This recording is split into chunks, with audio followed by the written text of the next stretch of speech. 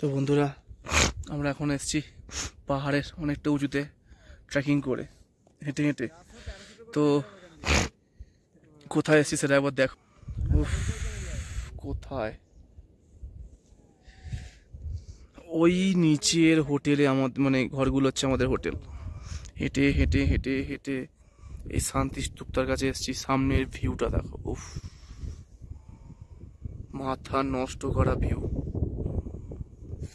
যেটা মনে হয় পাহাড়ের বরফগুলো এক্ষুনি আমাদের গায়েই পড়বে। নিচে দেখো, ওই দিকে হচ্ছে মানাংয়ের গেট। ওই দিকে মানাংয়ের গেট, ওটা দিয়ে আমরা এসেছি। মানাং গেট ওই দেখো। এখানে আমরা সবাই আছি। পিছনেও ওই দেখো,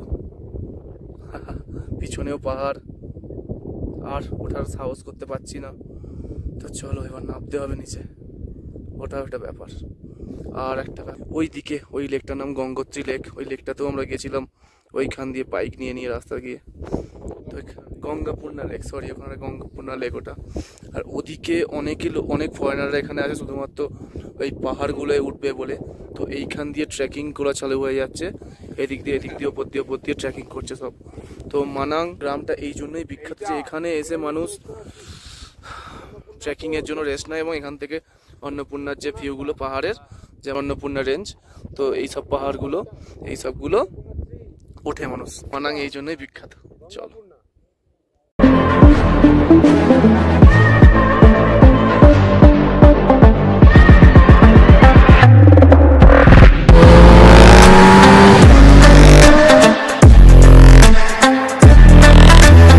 hello guys, welcome back to Manang village.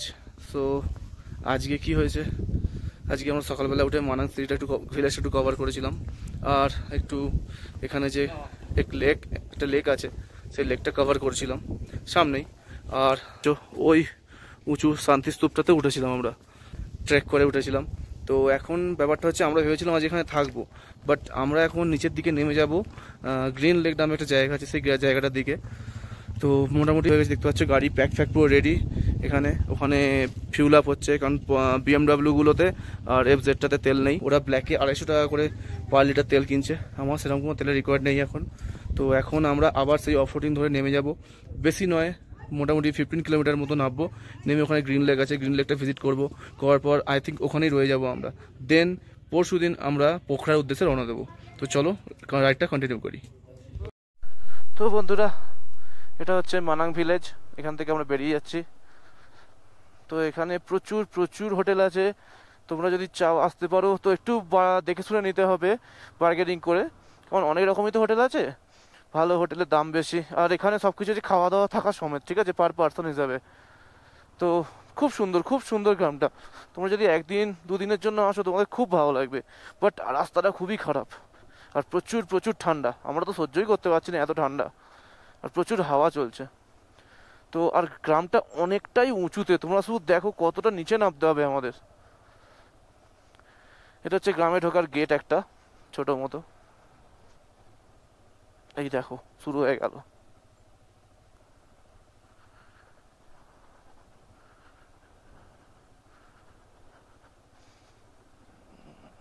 এই লেফট সাইডে 4 হুইলার পার্কিং এরও সুযোগ আছে। দেখো কতটা উঁচুতে এই গ্রামটা। এখান থেকেই অ্যাকচুয়ালি যারা অন্নপূর্ণা ট্রেকিং করে না পাহাড়ের, তারা এখান এসেই ট্রেকিংটা স্টার্ট করে। মানে অন্নপূর্ণা বেস ক্যাম্পের ঠিক আগের গ্রাম হচ্ছে মানাং।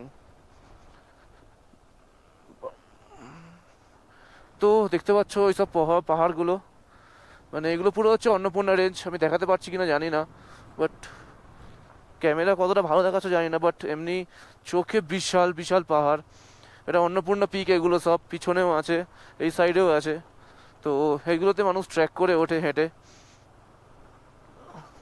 তো প্রচুর প্রচুর ফরেনাররা এখানে আসে। মানে অন্য ইন্ডিয়ান বা বাংলাদেশি এদের তুলনায় প্রচুর ফরেনাররা আসে এখানে, ঠিক আছে, মানে দেশের বাইরের একদম। তো চলো দেখো, প্রচুর লোক এখান থেকে হেঁটে হেঁটে হেঁটে হেঁটে আসে। মানে বেশি শহর আমরা দেখছিলাম, বেশি শহর থেকে হেঁটে মানে almost 94 kilometre too much of road cross করে এইসব লোকগুলো হেঁটে হেঁটে আসছে। এটা হচ্ছে মানাং ঢোকার একটা সুন্দর একটা রাস্তা, দেখতে পাচ্ছ সুন্দর একটা পরিবেশ আছে চারিদিকে। দেখো সব হেঁটে হেঁটে ট্রেক করে করে আসছে ফরেনাররা।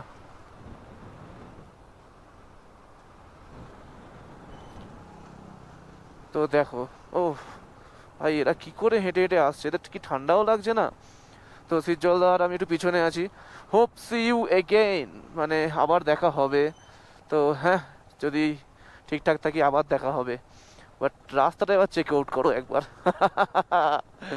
এটা তো কিছুই না বস, এরপরে তো আছে।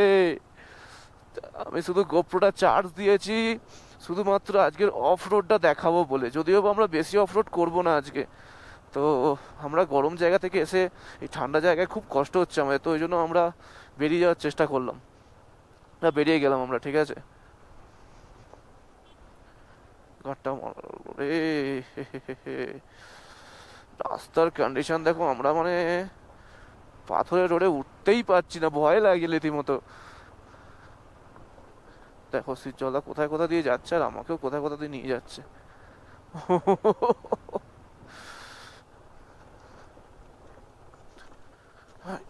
দেখেছো, চলো দেখলো ফাঁসতে মোটামুটি হয়েছিলই, আর রিস্ক নিয়ে লাভ নেই বাবু, এদিক দিয়ে যাই। তো প্রচুর প্রচুর ঠান্ডা, মানে তোমাদের বলে বিশ্বাস করতে পারছি না। এখন একটু আগে ছিল 2 ডিগ্রি টেম্পারেচার, আর এখন ফট করে হয়ে গেল -1। মানে কি বলবো আর। আর আমরা কোথায় 13-14 নামলেই ঠান্ডায় গুটিয়ে যাই, আর এখানে -1 এখন। কালকে রাতে টেম্পারেচার নেমেছিল -8। বিশ্বাস করো সারা রাত আমরা কেউ ঘুমোতে পারিনি, কেউ না। সবাই একে অপরের সাথে কম্বল তো নয়, একটা মোটা কম্বল, তার ভেতরে আবার লেপ, একটা তার উপর লেপ, তো ওই দুটো গায়ে দিয়ে শুয়েছিলাম। তারপর থেকে সবাই সবার মধ্যে গল্প করছে, এটা ভালো এনজয় হয়েছিল। আর আমরা যেখানে ছিলাম সেটা ছিল কত 1100 টাকায় খাওয়া এবং থাকা, ঠিক আছে। এটা আমরা গোটা গ্রামে মাত্র হয়তো 12টা কি 13টা হোটেল আছে, তার মধ্যে সব থেকে চিপেস্ট হোটেল। তো এটা তোমাদেরকে একটু নিজে খুঁজে নিতে হবে। আর আমার মতে বলে অফরোডিং গাড়ি না থাকলে মানাং এসো না, মরে যাবে জাস্ট। আমি যে ভুলটা করেছি ঝোঁকের বসে, সেটা তোমরা কেউ করো না। ভুল কেন বলছি, আমি এখানে আসার পর ভুলটা বলছি যে এটা ভুল। সত্যিই মানে আমি বুঝতে পারছি আমার কি হচ্ছে। তো চলো, আগে থেকেই অফরোডিংটা চালু হচ্ছে, দেখো দূরে সবাই যাচ্ছে আমাদের বন্ধুরা, ঠিক আছে। তো চলো যাওয়া যাক। জয় হনুমান। তো বন্ধুরা, এটা খুবই খতরনাক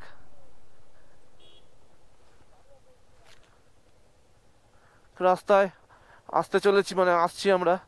বিশাল বিশাল খতরনাক একটা রাস্তা, ঠিক আছে। রাস্তাটা শুধু ডাউন হিলটা দেখো, এই রাস্তাটা গিয়ে কানেক্ট হচ্ছে ওই রাস্তাটাতে গিয়ে।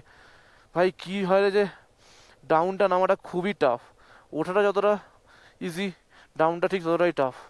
আর ভিউটা দেখতে পাচ্ছ ওদিক দিয়ে, পুরো মাউন্টেন, স্নো ক্যাপ মাউন্টেন, পুরো এদিক দিয়ে একদম সেদিক পর্যন্ত। আমরা একটা ভ্যালিতে আছি।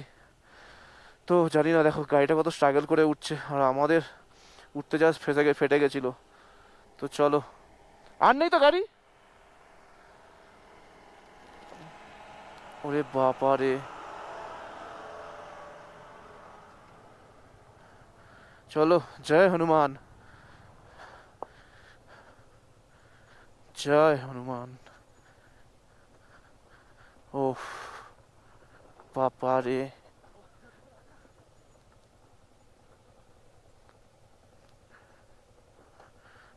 পা না পেলেই বিপদ। তো ওই জন্য যতক্ষণ না দুদিকের পা পাচ্ছ ততক্ষণ একদম নয়।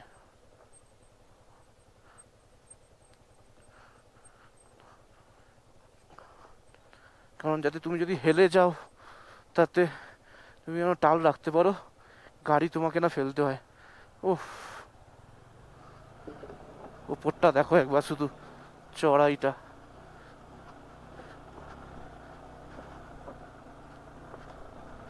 জয় হনুমান। চল ভাই, চল ভাই, চল ভাই। ও ভাই, তোমরা দেখলে কি জিনিসটা হয়েছিল। হ্যাঁ, উফ ভাই বুকের ভেতরটা যাক ধক ধক করছে। ঠিক আছে, আমরাই জানি যারা গাড়ি চালাচ্ছি এই জায়গাগুলো দিয়ে কীভাবে নামলাম আর কিভাবে উঠলাম।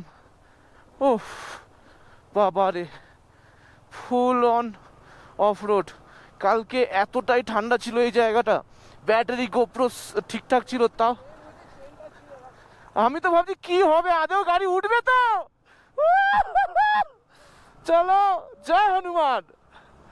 তো আমরা আবার যাচ্ছি, ভালো একটা রাস্তা পেয়েছি, কিন্তু এরপরে আরও প্রচুর প্রচুর খারাপ রোড আছে। কালকে এতটাই ঠান্ডা ছিল, গোপ্রো বারবার দেখাচ্ছিল টু কোল্ড বলে বন্ধ হয়ে যাচ্ছিল, তাই ভিডিওটা করতে পারিনি। কারণ প্রচুর এটা অফবিট একটা জায়গা, আর আমরাও মানে কি বলবো একদম পুরো ঠান্ডার মধ্যে একদম জবসব হয়ে গেছিলাম। খুবই কষ্ট হচ্ছিল আমাদের বাইক চালাতে। তো চলো যাওয়া যাক। রাস্তাটা দেখো সামনের, এই রাস্তাটা দিয়ে কখনো যাওয়া যায়? ওই জন্য আমরা একটু বাইপাস করে নিলাম রাস্তাটাকে। ও রাস্তাটা দেখো, শুধু বোল্ডার, শুধু পাথর। সালা পাথর ফেলেছিস, ওর ওপরে কিছু তো ফেল। শুধু পাথর দিয়ে কোনো গাড়ি নিয়ে যাওয়া যায়? এরকম আরো অনেক আছে। ঠিক আছে, সালারা কি বলবো আর, এটা রাস্তা বানিয়েছে নেপাল সরকার।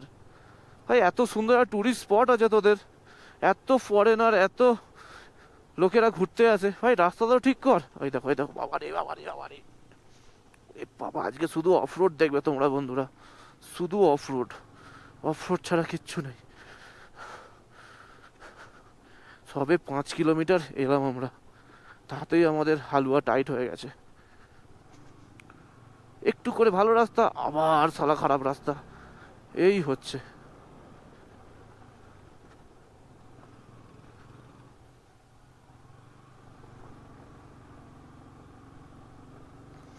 দেখো আবার পাথরের রাস্তা, বাইপাস করতে হবে, নাহলে আর যাওয়া যাবে না এই রাস্তা দিয়ে।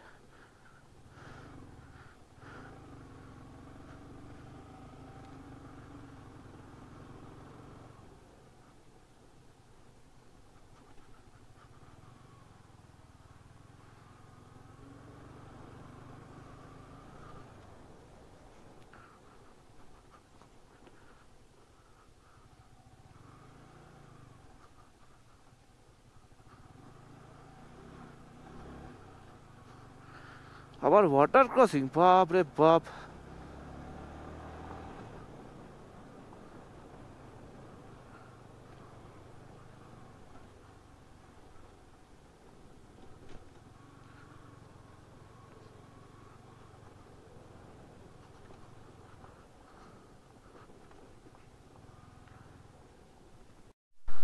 ও দেখতে পাচ্ছ সাইডে মাঠে প্রচুর ইয়াক চড়ছে। ইয়াক হচ্ছে এক ধরনের গরু এখানকার, বলতে পারো মোটা লোমের, মোটা চামড়ার। তো চেক আউট দ্য রোড ভাই, কি অবস্থা। এটা ভালো রোড বলছি আমি, ঠিক আছে, এর থেকেও খারাপ রোড আছে। ঠিক আছে, মানে কি বলবো, দেখতে পাচ্ছ মানে গাড়ির ভাইদার আমার কাঁপছে জাস্ট। ও তো চলো আর একটু খারাপ রোডে গিয়ে তোমার সঙ্গে দেখা হচ্ছে। তো বন্ধুরা, একটা খুব ভালো এবং বাজে ঘটনা, যেটা হচ্ছে যে স্নোফল চালু হয়ে গেছে। তো তোমরা দেখতেই পাচ্ছ আমার গায়ে স্নো পড়ছে। ভাই কি হবে, ভয় লাগছে, গাড়িতে আছি। তো চলো দেখা যাক, কিছু না কিছু তো একটা পথ বেরোবে। ভালো হয়েছে আমরা ওখান থেকে বেরিয়ে এসেছি তাড়াতাড়ি আমরা। তো ভাই স্নোফল চালু, চলো যাওয়া যাক, এসো ভাই, টেনে যেতে হবে, স্নোফল চালু হয়ে গেছে। তো গোপ্রোটা মাঝে মাঝে এমন হ্যাং হয়ে যাচ্ছে না, কি বলবো, তো কিছু বলারও নেই।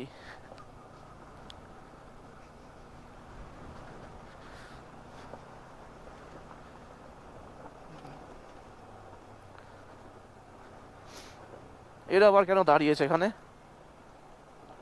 দেখো রাস্তা, বাবা রে, ও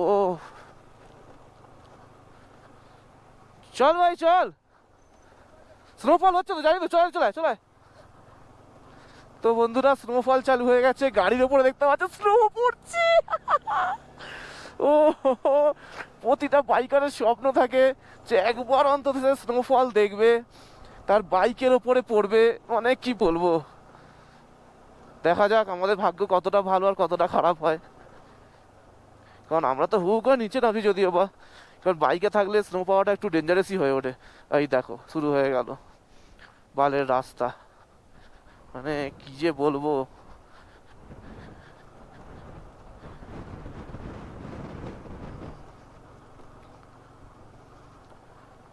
ওহো,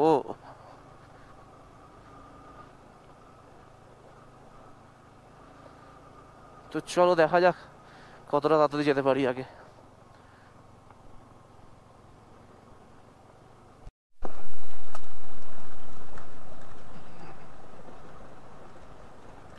ও দেখো দেখো সিজ্জলদা তার বিএমডাব্লিউ নিয়ে কেমন অফরোডিং করছে দাঁড়িয়ে দাঁড়িয়ে।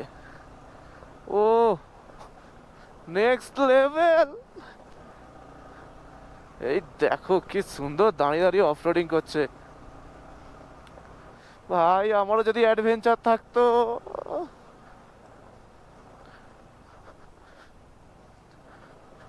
আমিও যেহেতু কম যাই না, তার পিছনেই আছি।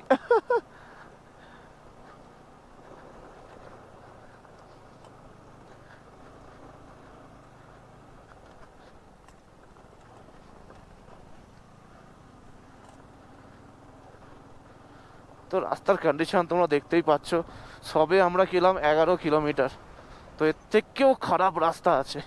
মানে সেটা তো এটা তো ডাউন হিল অত নেই, শুরুতে এরকম ডাউন হিল দেখেছিলাম ওরকম ডাউন হিল গোটা রাস্তা জুড়ে আছে। তো বন্ধুরা ভিউটা একবার চেক করো, কোথায় চলে এসেছি, পুরো বরফ। আর রাস্তাটা দেখো, কার্তিকদা যাচ্ছে আপ আপ হতে হতে এখানে চলে এসছে বিচ্ছু, পিছনে পলাশদা সিজ্জলদা আছে, নিচে খাদ, পুরো খাদ, পড়ে গেলে এই ওপরে। তো চলো দেখা যাক এই রাস্তার কন্ডিশন কি, যাবো বিচ্ছুও চলে যাচ্ছে বাধ্য হয়ে। চলো আমিও যাই। ও দেখো দেখো কিরম ভাবে সব নামছে, বাবারে। যেমন ভালো ভিউ তেমন খারাপ রাস্তা। তো চলো ভিউটার জন্য তো আমরা বাইকাররা যেখানে সেখানে বাইক নিয়ে চলে যেতে পারি, কোনো উপায় কোনো প্রবলেম নেই আমাদের। তো বন্ধুরা এখন আমরা গ্রিন লেক যাব বাইক নিয়ে। তো দেখা যাক কতদূর কি যাওয়া যেতে পারি। চলো দেখা যাক, রাস্তাটা খুবই টাফ, বাট চলো দেখা যাক কি হয়।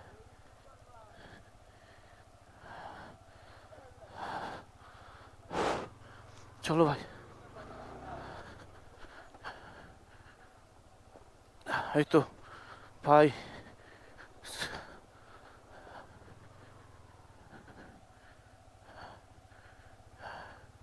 ও হো হো হো, অফরোডিংটা দেখো একবার, খতরনাক।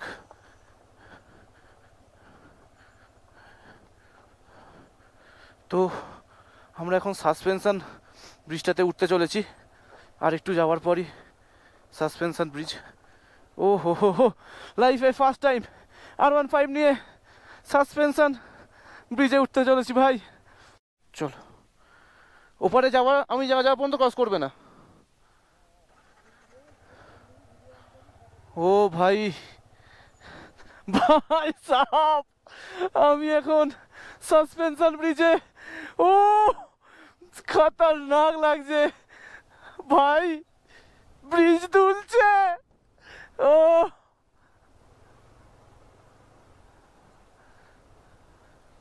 ভাই ঠিক আছে, অতটা দুলছে না, বাট এই দেখো ভিউটা ব্রিজের চারপাশে। ও ভাই তাড়াতাড়ি চলে যাই। ও